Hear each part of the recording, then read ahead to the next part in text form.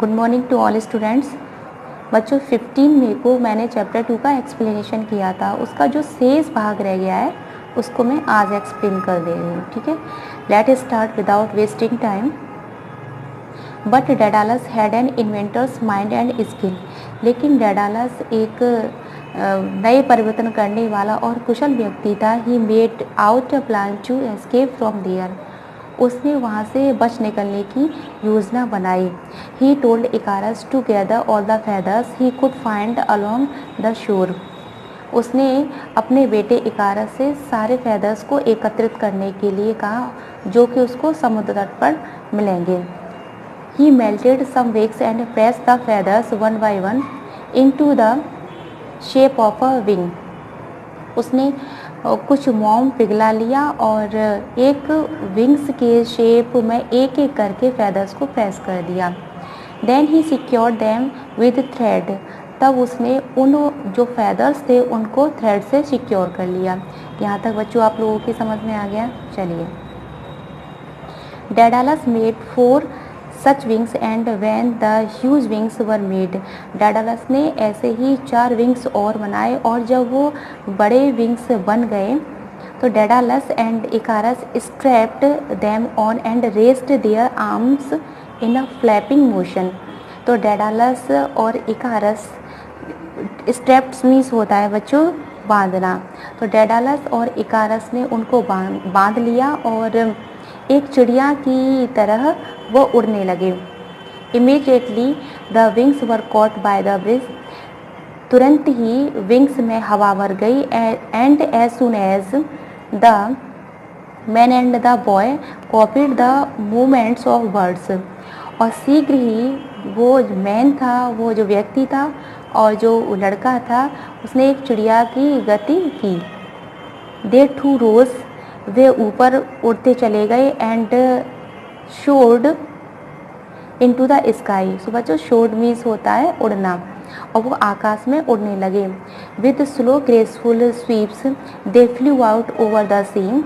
मतलब धीमी सुंदर घुमाव से, मतलब स्वीप्स मीन्स होता है बच्चों घुमाव, धीमी सुंदर घुमाव से वे समुद्र के ऊपर उड़ने लगे। And headed for the distant shores of Greece. और ग्रीस के किनारे, डिस्टेंट मीन्स होता है बच्चों दूर, ग्रीस के किनारे दूरी के लिए उन्होंने सुसज्जित कर दिया। नेक्स्ट समझ लेते हैं। इकारस वॉज थ्रिल्ड। इकारस उत्तेजित था। थ्रिल्ड मीन्स होता है बच्चों उत्तेजित। He practised gliding and rising with faster movements of his wings. उसने क्या किया कि उसने अपने पंखों की तेज़ गति से ग्लाइडिंग में सरकने लगा और ऊपर उठने लगा। Be careful Icarus Daedalus called out to him.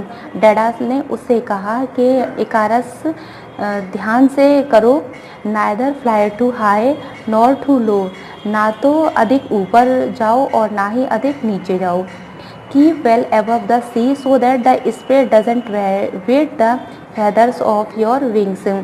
मतलब ऊपर, समुद्र के ऊपर ही रहो ताकि आपके विंग्स के फेदर्स स्प्रे से गीले ना हो जाएं।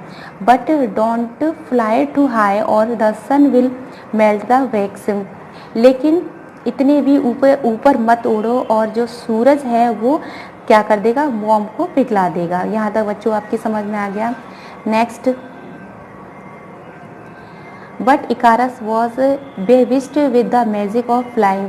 लेकिन जो इकारस था वह उड़ने की जादू से क्या था, वो मंत्रमुग्ध हो गया था। He beat his wings frantically so that they would carry him higher and higher.